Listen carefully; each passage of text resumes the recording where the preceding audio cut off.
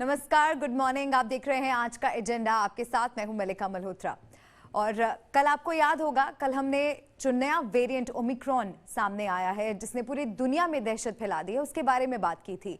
और आपको मैं ये भी बता दूं कि भारत में अभी तक ओमिक्रॉन वेरिएंट की एंट्री नहीं हुई है, यानी कि जो मामले अब तक सामने आए हैं उनमें पुष्टि नहीं हुई है। हालांकि साउथ अफ्रीका से एक शख्स जब एयरपोर्ट पहुंचे, उनका टेस्ट करवाया तो उसमें डेल्टा वेरिएंट नहीं मिला है, लेकिन आगे जीनोम सीक्वेंसिंग के लिए भेजा गया है और ये जांच का विषय है कि ओमिक्रॉन वेरिएंट उनमें पाया जाता है या नहीं। भारत में अब तक आया नहीं है, लेकिन तमाम तरह की एडवाइजरीज जारी कर दी गई हैं। तीसरी लहर से हमें कैसे खुद को बचाना है, क्या क्या तैयारियां करनी है, इसके लिए तमाम राज्यों को दिशा निर्देश दिए जा चुके हैं। और ओमिक्रॉन की पहली तस्वीर सामने आई है, शुरुआत उसी से करेंगे। पुराने वेरिएंट से ज्यादा म्यूटेशन करने वाला ये वेरिएंट माना जा रहा है। ओमिक्रॉन पर अभी ज्यादा कुछ पता नहीं चल पाया है। शोधकर्ता अभी भी इसके सटीक व्यवहार के बारे में रिसर्च कर रहे हैं।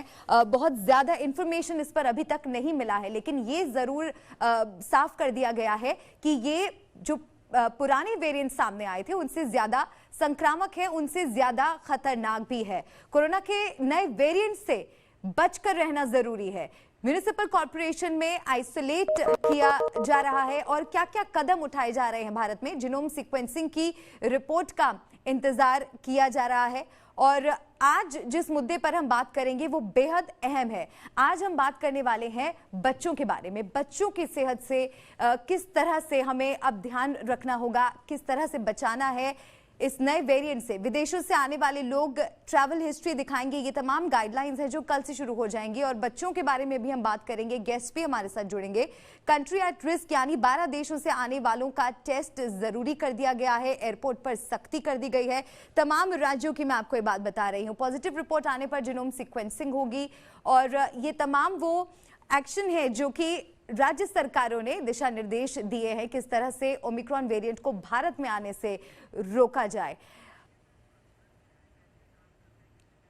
और इसे WHO ने वेरिएंट ऑफ कंसर्न घोषित किया है। और ऐसा क्यों, इसके बारे में भी आपको कुछ जानकारी दे देते हैं ग्राफिक्स के जरिए, क्यों इसे ऐसा कहा जा रहा है। बेहद तेजी से संक्रमण की क्षमता का इसमें सबूत मिला है। जब संक्रमित मरीज की मौत की जो चांसेस हैं वो इससे ज्यादा हो गए हैं। एंटीबॉडीज कम असरदार साबित हो रही हैं अगर ये वेरिएंट पाया जाता है संक्रमित मरीज में, जब टेस्ट में संक्रमण की पुष्टि होने के चांस कम हो। तो ये तमाम रीजंस हैं जिसकी वजह से इसे वेरिएंट ऑफ कंसर्न घोषित किया है। हालांकि देखिए, वायरस जो है वो लगातार म्यूटेट करता है। हमने इसके अलग अलग वेरिएंट्स देखे, अल्फा, बीटा, गामा, डेल्टा, और अब हमारे सामने ओमिक्रॉन वेरिएंट आया है। और बूस्टर डोज की भी मांग एक बार फिर से उठने लगी। और ऐसा क्यों, वो भी आपको हम जानकारी देते हैं कि बूस्टर डोज की मांग अचानक क्यों उठ रही है। क्योंकि लगातार जो केसेस अभी सामने आ रहे बीते 3-4 दिनों में, वहां पे हैरान कर देने वाली बात यह है कि जो मरीज हैं उन्हें दोनों डोज दी जा चुकी है और इसीलिए बूस्टर डोज की मांग उठ रही है। कोरोना के खिलाफ सबसे पुख्ता सुरक्षा की अगर बात की जाए तो बूस्टर डोज बहुत अहम हो जाती है। कोरोना के खिलाफ बूस्टर डोज की वकालत एक बार फिर से नए सिरे से शुरू हो गई है। और मेरे साथ 2 मेहमान जुड़ रहे हैं। डॉक्टर राजीव निदान, चाइल्ड स्पेशलिस्ट हैं, और doctor Sameer Bhati, director star imaging path lab. आप दोनों का बहुत बहुत शुक्रिया आज का एजेंडा में हमारे साथ जुड़ने के लिए। और आज जिस मुद्दे पर हम चर्चा करने वाले हैं वो ये है कि किस तरह से बच्चों को इस वेरिएंट से ही नहीं बल्कि कोरोना संक्रमण से बचाया जाए। क्योंकि अगर हम पहली लहर की से तुलना करें तो दूसरी लहर में जो कोरोना संक्रमण बच्चों की संख्या थी वो दोगुनी हो गई थी।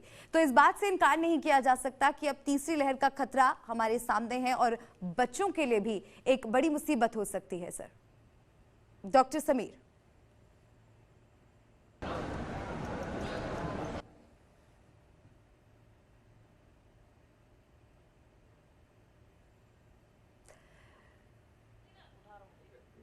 उसमें हम देख रहे थे कि पूरी की पूरी फैमिली को जो है इन्फेक्शन हो रहा था। जहां तक बच्चों की हम बात करें तो अगर हम ग्लोबली डेटा देखें तो बच्चों के अंदर बीमारी की उतनी गंभीरता और सीवियरिटी नहीं देखी गई है। पर रही बात, जैसा कि हमारा इम्यूनाइजेशन वाला प्रोग्राम है, बच्चों के लिए ऑलरेडी ज़ाइकोवी जिस तरह से अप्रूव हो चुकी है और उसके लिए अब अगले 2 हफ्ते तक वो भी जो रोल आउट होना शुरू हो जाएगा, क्योंकि ज़ाइकोवी की ऑलरेडी हमारे पास डोजेस अवेलेबल है। उसकी पॉलिसी आनी बस बाकी है। बच्चों में जिस तरह से अभी फेजेस के अंदर इसको लगाना शुरू किया जाएगा कि पहले जो बच्चे कोमॉर्बिड वाले हैं, उनके अंदर वैक्सीनेशन शुरू होगा और उसके बाद अदर एज ग्रुप वाले। क्योंकि हम जब बात करते हैं इम्यूनाइजेशन की, तो इम्यूनाइजेशन में हमें बच्चों को भी शामिल कर लेना बेहद ज़्यादा ज़रूरी होगा। तो अब निश्चित तौर पे अगले कुछ 2 हफ्ते के अंदर हमारा बच्चों का भी इम्यूनाइजेशन वाला प्रोग्राम शुरू हो जाएगा। पर अभी तक का जितना भी डेटा था, बच्चों के अंदर उतने गंभीर लक्षण इस तरह के वायरस के देखे नहीं गए, चाहे वो डेल्टा हो या फर्स्ट वेव के अंदर हमारे जो भी वेरिएंट रहे हैं। डॉक्टर राजीव, आपसे भी मेरा सबसे पहला सवाल यही रहेगा कि क्या बच्चों के लिए खतरा अभी भी बरकरार है? जी हाँ, पहले मैं थोड़ी सी बात करूंगा ओमिक्रॉन वायरस जो वेरिएंट आया इसके बारे में, जो कि B11529 के द्वारा चिन्हित किया गया है। और इस वायरस में एक प्लस है और एक माइनस है। प्लस ये है कि अभी भी ये इतना लीथल नहीं है कि हमें कोई क्रिटिकल कंडीशन पहुंचाए। एक बैड न्यूज इसका ये है कि ये काफी तेजी से म्यूटेट करके 32 इसके म्यूटेशन है। प्लस इसकी जो स्प्रेड करने की स्पीड है वो 6 गुना ज्यादा है। अब ये जो जिस गति से स्प्रेड कर रहा है, यही चिंता का विषय है। और एक अच्छी पॉजिटिव है कि सारी सरकारों ने, भारतीय सरकार ने और यूरोपियन नेशन की कंट्रीज ने इस पे काफी एग्रेसिवली एक्ट किया है। WHO ने भी पॉइंट ऑफ कंसर्न बनाया है। तो मुझे लगता है कि ये तमाम तैयारी जो है वो बच्चों को सुरक्षित करने के लिए है। टेस्टिंग हो रही है इंटरनेशनल फ्लाइट्स पे, जो भी पैसेंजर्स आ रहे हैं उनको टेस्ट किए जा रहे हैं। इनके जेनोम सीक्वेंसिंग की जा रही है कि इस वेरिएंट का पता लगाया जा सके, और इसके स्प्रेड को रोकना ही हमारी प्राथमिकता है। वहीं अगर हम देखें, जो बूस्टर डोज की बात हो रही है, मॉडर्ना ने भी कल बोला है कि हम एक बूस्टर डोज लाएंगे, क्योंकि जो नए वेरिएंट्स आते हैं उनको भी वो कवर कर सके। जहां तक बच्चों की बात करें, सेकेंड वेव में बच्चों ने काफी ज्यादा इन्फेक्शन पाए गए थे, बट उसमें भी क्रिटिकल कंडीशन नहीं आए थे। तो अगर हम ये बताएं कि बच्चों को कैसे सुरक्षित रख सकते हैं, तो हमें कोविड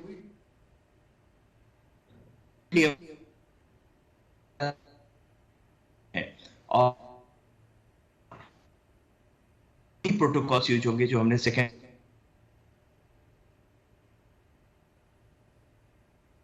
डॉक्टर राजीव, आपकी आवाज नहीं हमें ठीक से आ पा रही है। आपका लड़ने के लिए हमें तैयार करना है। जी जी सर, आपका कनेक्शन बीच में टूट गया था, अगर आप अपनी बात दोहरा सके।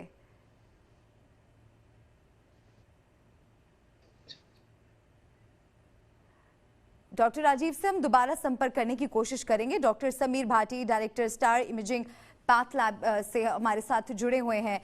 डॉक्टर समीर, बच्चों के बारे में हम इसलिए खास तौर पर बात कर रहे हैं क्योंकि बच्चों को कोविड प्रोटोकॉल समझाना, खासकर अगर छोटी उम्र के बच्चे हैं, थोड़ा सा मुश्किल हो जाता है। ऐसे में जो सबसे बड़ा चैलेंज है वो पेरेंट्स के लिए है। हर फैमिली में बच्चे हैं और पेरेंट्स के दिमाग में एक डर बैठा हुआ है कि अगर हम अपने बच्चे को अकेला बाहर भेजते हैं, यानी कि अगर स्कूल भेजते हैं, तो ऐसे में कौन उनका ख्याल रखेगा। ये जो टेंशन है पेरेंट्स के दिमाग में, किस तरह से आपको लगता है कि इससे बचा जा सकता है? जी, बिल्कुल। देखिए, इसमें समझने वाली बात यह है कि पॉलिसी जो बनाई हो इस वजह से ऐसी बनाई है कि अडल्ट हमारी जो पॉपुलेशन है, अडल्ट पॉपुलेशन से पहले हमने जिस तरह से फेजेस वाइज में वैक्सीनेट किया था, हमारे जितने भी वनरेबल ग्रुप थे, हेल्थ केयर वर्कर थे, है ना, बच्चों को अभी तक वैक्सीनेट इसलिए क्योंकि बच्चों में उस तरह की सिम्टम या बीमारी की गंभीरता नहीं देखी गई। तो बच्चों के जो सराउंडिंग लोग हैं, मतलब अगर हम घर में बात करें तो घर में जो उनके पेरेंट्स है, ग्रैंड पेरेंट्स है, वो सब पूरी तरह से वैक्सीनेट होने चाहिए, पहली बात।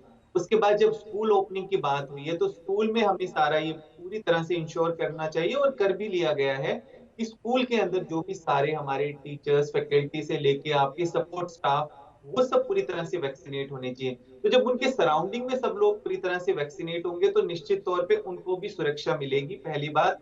दूसरा ये है कि हमने जो सीरो सर्वे किया था स्पेसिफिकली, वो ऑल इंडिया का हम सीरो सर्वे भी देखें तो सेकेंड वेव के अंदर बच्चे भी मोर देन 65% से ज्यादा इन्फेक्ट हो चुके थे, मतलब उनके अंदर भी नेचुरल इम्यूनिटी बन चुकी है। इसके अलावा दिल्ली की बात करें तो यहाँ तो 90% से ज्यादा, मतलब काफी लोग, बच्चे इस कैटेगरी में काफी ज्यादा थे, तो उन लोगों को अभी नेचुरल इम्यूनिटी भी मिली हुई है। तो ये एक अच्छा पॉइंट है। और अब जिस तरह से हम बात भी कर रहे हैं कि उनके लिए वैक्सीनेशन भी आने वाला है, तो उनको जो है एक हाइब्रिड इम्यूनिटी मिल जाएगी। बाकी रही बात, देखिए, कोविड अप्रोप्रिएट बिहेवियर की, तो वो बच्चों को हमें उनको बार बार उनकी हैबिट के अंदर डालना जरूरी है। स्कूल जिस तरह से प्रोटोकॉल्स फॉलो करा रहे हैं। स्कूल में देखा गया है कि जिस तरह के जो एसओपी बनाए गए हैं प्राइवेट एंड गवर्नमेंट दोनों जो है स्कूल्स के अंदर, वो फॉलो किए जा रहे हैं। जी, डॉक्टर राजीव के साथ हमारा एक बार फिर से संपर्क हो गया है। डॉक्टर राजीव, आप मुझे सुन पा रहे हैं? जी हाँ, मैं जी, सुन पा रहा हूँ डॉक्टर, आपको। बच्चों में ऐसा कहा जाता है कि जो एंटीबॉडी का स्तर होता है वो बढ़ता घटता रहता है, ऐसा सीरो रिपोर्ट में भी कहा गया था। और भारत में अगर मैं आंकड़ों की बात करूं, कुछ रिपोर्ट्स रेफर की थी मैंने, तो भारत में लगभग 30 करोड़ बच्चों में से लगभग 18 करोड़ की कोरोना से संक्रमित होने का डर है। अब इन 18 करोड़ में से अगर ये मान लिया जाए कि 20% यानी 3.5 करोड़ बच्चे भी अगर संक्रमित हो जाते हैं और इन्हें अस्पताल में इलाज की जरूरत पड़ती है, तो क्या आपको लगता है कि इसके लिए तैयार हैं हम? जी नहीं, अगर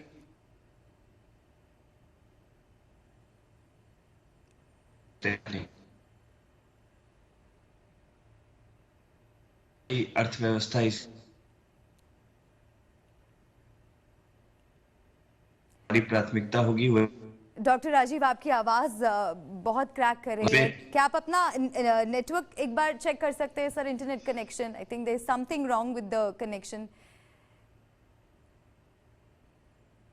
डॉक्टर राजीव के पास हम एक बार फिर से चलेंगे। डॉक्टर समीर, जो सवाल मैंने डॉक्टर राजीव से किया था, अगर आप उसका जवाब दे सके, क्या लगता है आपको कि हम तैयार हैं आने वाले खतरे से निपटने के लिए? बिल्कुल, बिल्कुल। देखिए, इस चीज़ का मैं आंसर आपको देता हूँ कि हमने क्या किया था जब अभी पिछले 2-3 महीने पहले जब डेल्टा वेरिएंट हमारा कम होना शुरू हुआ था जिस तरह से, और उस टाइम अटकलें लगाई जा रही थी और जिस तरह की जितनी मैथमेटिकल कैलकुलेशंस आ रही थी, जिसमें थर्ड वेव के लिए प्रेडिक्ट किया जा रहा था और जिसमें बताया जा रहा था कि भई अब बच्चे ज़्यादा वल्नरेबल है। तो उस समय सरकार ने भी और बाकी और भी जगह सभी तरह से शासन प्रशासन हर हर स्तर पर, इवन गाँव के अंदर भी, हमारे रूरल एरियाज के अंदर भी बच्चों के लिए खास तौर पे तैयारियां की गई थी। हेल्थ केयर जो वहाँ का इंफ्रास्ट्रक्चर है, उसको बढ़ाया गया था। तो निश्चित तौर पे हमने उस समय उस चीजों की तैयारियां कर ली थी। तो वो दोनों के लिए, चाहे अडल्ट के लिए भी। अभी अगर हमारे केसेस कम हो गए तो इसका मतलब ये नहीं रहा कि हॉस्पिटल्स का इंफ्रास्ट्रक्चर, थोड़ा वो डेफिनेटली कम किया है, बट अभी भी सारे हमारे हॉस्पिटल उस तरह से तैयार है। और बच्चों के लिए ऑलरेडी, क्योंकि थर्ड वेव बच्चों के लिए माना जा रहा था कि वो उनको अफेक्ट करेगी, तो इसलिए तैयारियां हॉस्पिटल्स में बच्चों के लिए भी हो गई थी। और इसी वजह से जो ये वैक्सीनेशन की भी प्रक्रिया है, आप ये देखिए कि अभी हमारी कोवैक्सीन भी फाइनली आने वाली है। जो और भी छोटे वाला जो एज ग्रुप है आपका, 2 साल से ऊपर का एज ग्रुप है, उनके लिए भी वैक्सीन आ जाएगी। तो बच्चों के लिए उस तरह से सारे एसओपीज प्रोटोकॉल्स पहले से तैयार किए गए।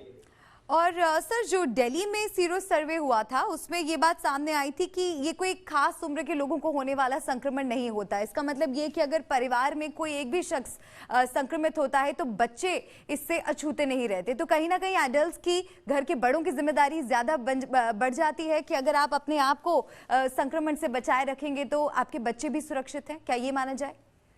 बिल्कुल। देखिए, कैरियर कोई भी बन सकता है इन्फेक्शन का, मतलब कोई भी घर से बाहर जा रहा है, चाहे बच्चे जा रहे हैं चाहे बड़े जा रहे हैं। तो हम जो बात कर रहे हैं वैक्सीनेशन भी, अगर बड़े वैक्सीनेट भी हो गए तो वो कैरियर तो बन सकते हैं निश्चित तौर पे। तो इसलिए हम जो ये बात कर रहे हैं कि मास्किंग की और इन सब चीजों की, ये जब तक हम एक कहते हैं ना ग्लोबली वैक्सीनेशन ना हो जाए पूरी तरह से, तब तक हम लोगों को ये सावधानियां निश्चित तौर पे बरतने की बहुत ज्यादा जरूरत है। और बाकी तो जिस तरह से हमने बताया कि बच्चों के अंदर जितनी भी बार फर्स्ट और सेकंड वेव के अंदर और ग्लोबली भी देखा तो सिम्टम उनके अंदर आते हैं, बट माइल्ड सिम्टम रहते हैं, उनको कोई बीमारी की ज्यादा गंभीरता नहीं रहती। पर पेरेंट्स को अब ये जानना जरूरी है कि जब भी जैसे ही वैक्सीनेशन ड्राइव शुरू हो जाए तो उनको भी वैक्सीनेशन के लिए वो जरूर लेकर जाए। जी, डॉक्टर राजीव, अगर आप मेरी आवाज सुन पा रहे हैं, एक बार फिर से हम कोशिश करते हैं कि डॉक्टर राजीव से अगर हमारा कनेक्शन ठीक हो सके। Doctor Rajiv, can you hear me? मैं सुन पा रहा हूँ जी डॉक्टर राजीव, न्यूयॉर्क टाइम्स की एक रिपोर्ट के मुताबिक ये जो ओमिक्रॉन वेरिएंट है ये पिछले वेरिएंट से ज्यादा संक्रामक है और वैक्सीनेशन या नेचुरल इन्फेक्शन से होने वाले जो इम्यून रिस्पॉन्स होता है उसको भी ये बेअसर कर सकता है। तो ऐसे में क्योंकि हम बच्चों के लिए बात कर रहे हैं, आज का विषय खासकर बच्चों से जुड़ा हुआ है, इससे आप कितना बड़ा खतरा देखते हैं सभी के लिए, स्पेशली फॉर किड्स? जी हाँ, अगर जो रिस्पॉन्स की बात करें तो अभी WHO और इन लोगों ने पॉइंट ऑफ कंसर्न इसीलिए बनाया है क्योंकि इसमें ऐसा माना जा रहा है कि जो वैक्सीन लगी है वो भी उतनी असरदार नहीं होगी। तो इसके लिए हमें ध्यान रखना है कि ये इन्फेक्शन स्प्रेड ही नहीं करे। और इसकी जो बूस्टर डोज आ रही है मॉडर्ना की, उसमें 6 हफ्ते लगेंगे। तो सबसे पहले प्राथमिकता ये होगी कि इस वायरस को हम स्प्रेड ना होने दें, और इसके स्प्रेड को रोकने के लिए जेनोम सीक्वेंसिंग की जो टेस्ट हो रही है वो बहुत इंपॉर्टेंट है। जो भी ट्रैवलर साउथ अफ्रीका से पूरी दुनिया में हुए हैं जहां इस वायरस का उत्पत्ति हुआ है, तो हमें उसको रोकना बहुत जरूरी है। क्योंकि अभी ये स्टडीज ये बता नहीं पाई है पूरी तरीके से कि ये वैक्सीन को कितनी बेअसर कर पा रही है। जी। कुछ दिनों में इसके रिपोर्ट्स आ जाएंगे, उसके बाद हम इस पे कह सकते हैं कि ये वैक्सीन जो अभी अवेलेबल है वो कितनी असरदार है। जी। और डॉक्टर समीर, सबसे दुखद तो ये होता है जब कोरोना संक्रमण की वजह से किसी की जान चली जाती है। बहुत फैमिलीज में ऐसा हुआ है, शायद ही कोई परिवार होगा जो इससे अछूता रहा हो। और बच्चों की भी मौत हुई है, ऐसा नहीं है कि बच्चों में डेथ रेट नहीं रहा, लेकिन इस लहर में बच्चों की जो मौत का दर है वो कम रहा है। क्या हम ये गारंटी से कह सकते हैं कि भविष्य में भी ऐसा ही होगा? देखिए, भविष्य की गारंटी तो कोई नहीं ले सकता, और आप देख रहे हैं कि इस वायरस ने अपने कितने स्वरूप बदले हैं। जी। हम अल्फा से शुरू होकर के आज ओमिक्रॉन तक पहुंच गए हैं, तो हमें अपने व्यवहार में बदलाव लाना होगा। अगर आप देखें आज भी जो टूरिस्ट स्पॉट्स है सारे भरे पड़े हुए हैं, हमारे जनता थोड़ी सी लापरवाह हो गई है। मैं उन्हें बताना चाहूंगा कि ये वायरस अभी गया नहीं है, और भविष्य की ये गारंटी आपके हाथों में है। जितने आप अपने आप को सुरक्षित रखेंगे, क्योंकि शुरू से कहा जा रहा है कि ये वायरस बचाव ज्यादा आपका सबसे बड़ा डिफेंस है। जितना ज्यादा आप इससे बचेंगे उतनी ही अच्छे से लड़ सकते हैं। अगर हम बच्चों की बात करें, उन्होंने बेहतर परफॉर्मेंस जरूर दिया है दोनों ही वेव्स में इन कंपैरिजन टू एडल्ट्स। इसमें बहुत सारी चीजें हैं, क्योंकि एडल्ट्स में बहुत सारी अंडरलाइंग डिजीज होती हैं, वो कंपैरेटिवली बच्चों में कम है, और बच्चों पे हम ध्यान भी ज्यादा देते हैं।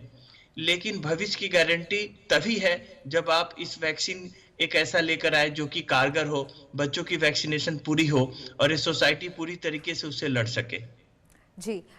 डॉक्टर समीर, खासकर जब अब देश में 122 करोड़ लोगों तक वैक्सीन पहुंच चुकी है और बहुत से लोगों को दोनों डोजेस भी दी जा चुकी हैं, तो वैक्सीनेशन के बाद हम देख रहे हैं कि बहुत रिलैक्स्ड हो गए हैं सब।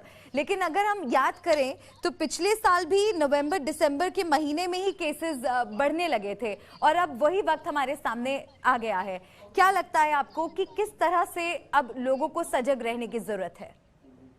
देखिए, इस तरह से अभी जिस तरह से हमने डिस्कस भी किया है ओमिक्रॉन के लिए, अब इसमें 2-3 चीजें हो सकती है। या तो इसकी इन्फेक्टिविटी के लिए कि ये कितना कंटेजियस है, कितना संक्रामक है, ठीक है। इसके लिए कुछ डेटा आया है कि ये ज्यादा संक्रामक हो सकता है, कम विरुलेंट हो सकता है, कि कम बीमारी की गंभीरता कम कर सकता है, कम घातक हो सकता है, या फिर ये ज्यादा विरुलेंट हो सकता है, कम इन्फेक्शियस हो सकता है। ये ज्यादा इन्फेक्शियस मतलब ज्यादा कंटेजियस, ज्यादा संक्रामक और ज्यादा घातक भी हो सकता है। क्योंकि बहुत सारा डेटा भी हमारे पास अवेलेबल नहीं है, इसलिए हम कह नहीं सकते। ये सब चीजें हम जो डिस्कशन है ये सब किस लिए कर रहे हैं, प्रिवेंटिवली, ताकि हम प्रोएक्टिवली चीजों को तैयार कर सकें। पैनिक के लिए हम शुरू से कह रहे हैं कि पैनिक नहीं होना, बट प्रिवेंटिव स्टेप्स जरूर लेने हैं। अब जहां तक बात आ गई है कि जो हमारा एक सोशल बिहेवियर है, स्पेसिफिकली अभी देखिए, फर्स्ट डोज लगी है कुछ लोगों को, सेकेंड डोज काफी लोगों को जिनको नहीं लगी है। एक तो सेकंड डोज इसमें लगा लेना बहुत ज्यादा जरूरी है। सेकंड, अगर हम बात करें तो लगभग 10 से 12 करोड़ अभी हमारी अडल्ट पॉपुलेशन भी रहती है जिन्होंने वैक्सीन नहीं लगाई है। अभी हमने देखा है कि वैक्सीन की गति काफी धीमी हो गई है जब से नंबर्स कम हुए हैं। तो एक चीज हमें ये जान लेना जरूरी है कि हम ओमिक्रॉन के लिए बात कर रहे हैं, पर डेल्टा वेरिएंट भी अभी पूरी तरह से गया नहीं है। अभी भी 8 से 10 हजार केसेस स्टैटिक है, मतलब चल रहे हैं केसेस, और कुछ कुछ जगह में हम जो सुन भी रहे हैं क्लस्टर्स आ रहे हैं, मतलब काफी ज्यादा नंबर्स कहीं कहीं राज्यों में सुनने को मिल रहे हैं। तो इस वजह से अभी भी हमारा पेंडेमिक ओवर नहीं हुआ है। जो भी ससेप्टेबल पॉपुलेशन है, वायरस हमेशा कोई ना कोई होस्ट को ढूंढता रहेगा। जो हम बच्चों की भी बात करें, देखिए बच्चों के लिए भी हम वैक्सीनेशन क्यों लेकर आ रहे हैं कि बच्चे भी ससेप्टेबल फिर भी हैं काफी सारे, है ना। बच्चे इन्फेक्शन तो फैला ही सकते हैं, वो कैरियर बन सकते हैं, इन्फेक्शन के लिए पोटेंशियल कैरियर होते हैं, मतलब उनमें भी वायरल लोड उतना ही देखा गया है, वो भी फैला काफी सकते हैं। हमारे कोमॉर्बिड वाले पेशेंट है वो हमेशा वनरेबल रहते हैं।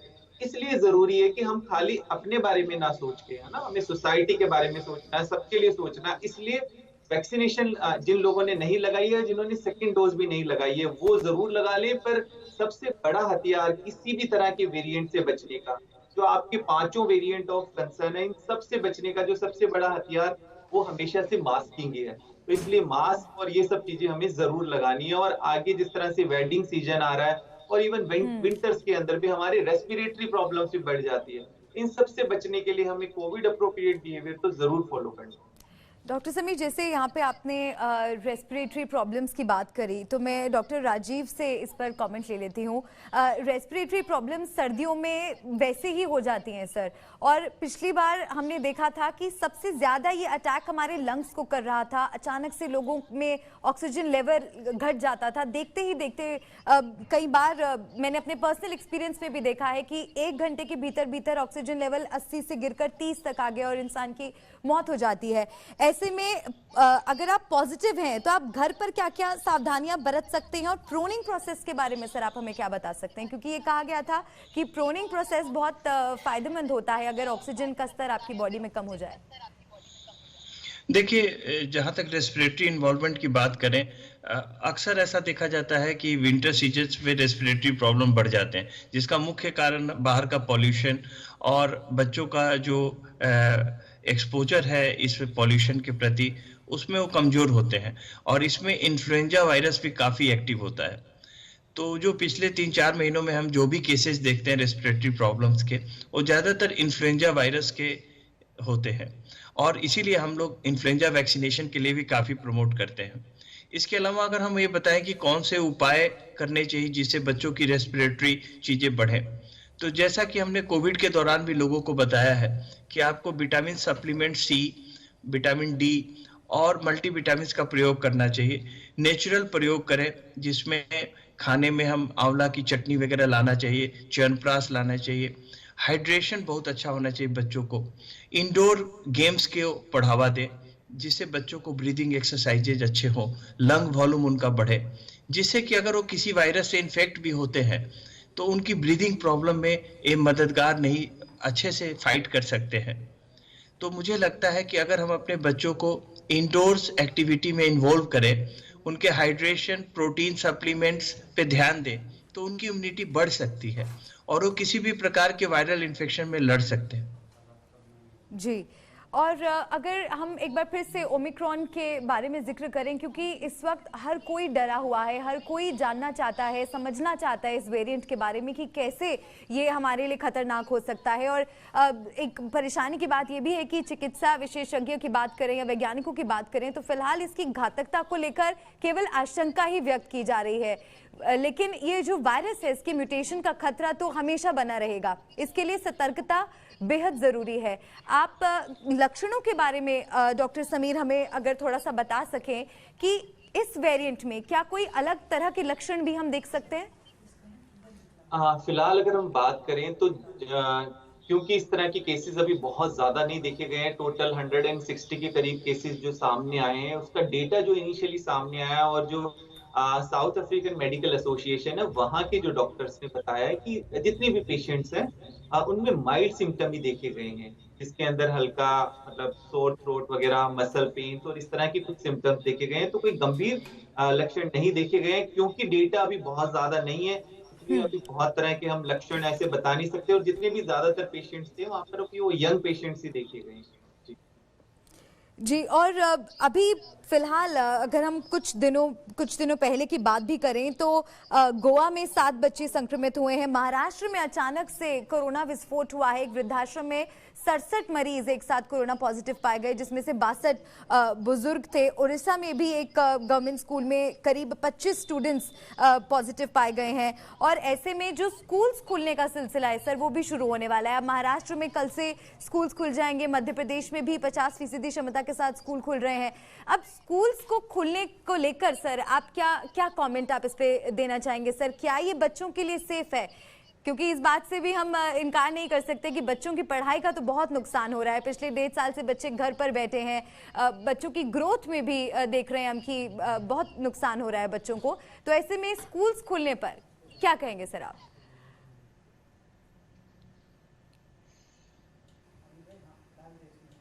डॉक्टर राजीव जी, मैं स्कूल के बारे में कहना चाहूँगा कि इसमें हमें एक बैलेंस बना के चलना है। कोविड प्रोटोकॉल को फॉलो करते हुए, बच्चों को इसके बारे में जानकारी देते हुए, स्कूल अथॉरिटीज़ को देखते हुए, देखिए हमें कोरोना के साथ जीने की आदत डालनी पड़ेगी। हम किसी चीज़ को इतना नुकसान नहीं पहुंचा सकते कि जो हम सेव करने जा रहे हैं वो बेसिक्स ही खत्म हो जाए। तो बच्चों को अब हमें स्कूल्स जाने देना चाहिए। जितनी ज़्यादा जल्दी हो बच्चों को वैक्सीनेट करें, सोसाइटी को वैक्सीनेट करें, जिससे कि इसकी स्प्रेड को रोका जा सके। और कोविड प्रोटोकॉल को फॉलो करते हुए स्कूल ओपनिंग के पक्ष में मैं हूँ, और मैं चाहता हूँ कि लापरवाही कहीं भी ना हो। इसमें मुझे स्कूल अथॉरिटी से कहना है कि वो अपनी जिम्मेदारी को पूर्ण निभाए। अभिभावकों से मेरा निवेदन है कि अपने बच्चों की इम्यूनिटी पे ध्यान दें और उनको समझाएं कि कोविड से हमें कैसे लड़ना है। कोविड अब हमारे एक जिंदगी का पार्ट है और कल को कोई और भी वायरस आ सकते हैं, तो हमें अपनी लापरवाही नहीं रखनी है और हमें अपनी जिंदगी में इन चीजों को लाना है, जिससे कि हम आगे भी इसके प्रति हमेशा सकारात्मक रुख रख सकें। जी, डॉक्टर समीर, आपका भी इस पर कमेंट चाहूंगी। स्कूल जो अब खुलने वाले हैं, दिल्ली में भी हम देख रहे हैं कि जा रहे हैं, लेकिन कहीं ना कहीं अभिभावकों के मन में अभी भी डर है कि जो हम बच्चों को यहाँ से घर से सिखाकर भेज रहे हैं कि कोरोना प्रोटोकॉल क्या होता है, कैसे मास्क लगाना है, हाथ धोते रहना है, बच्चे उसको फॉलो भी कर रहे हैं या नहीं?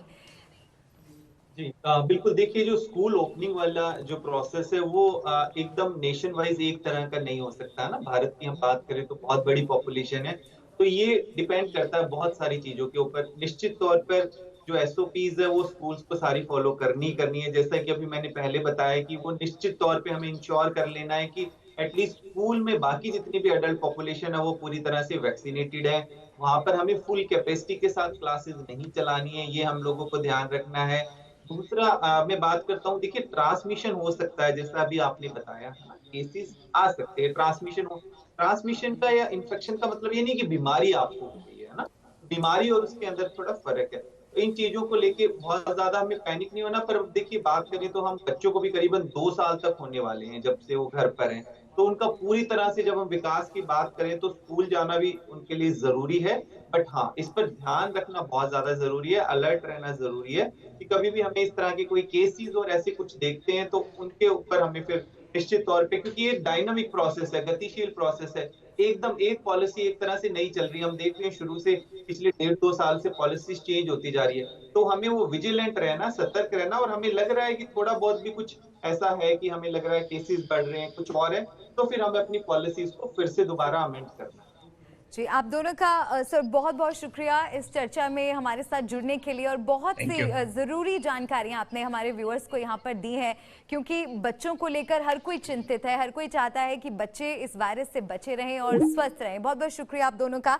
तो देखिए, कोरोना की पहली लहर में RT-PCR टेस्ट में 4% बच्चे पॉजिटिव पाए गए थे और दूसरी लहर में ये संख्या 10% तक पहुंच गई। आबादी के हिसाब से देखा जाए तो देश में बच्चों की 30 करोड़ की आबादी का ये 14% होगा।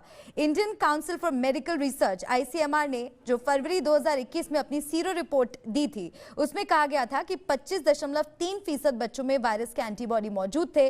तो दूसरे शब्दों में कहा जाए तो 25.3% बच्चों को कोरोना संक्रमण हो चुका है, यानी कि बच्चों के लिए खतरा बरकरार है। ऐसे में आपको एज पेरेंट्स, एज फैमिली अपने बच्चों का खास ख्याल रखना है, उन्हें कोरोना से जुड़े नियमों के बारे में सावधान करना है, उन्हें बताना है कि किस तरह से मास्क उनके लिए कितना जरूरी है, और बच्चों को स्कूल जाने से ना रोकें।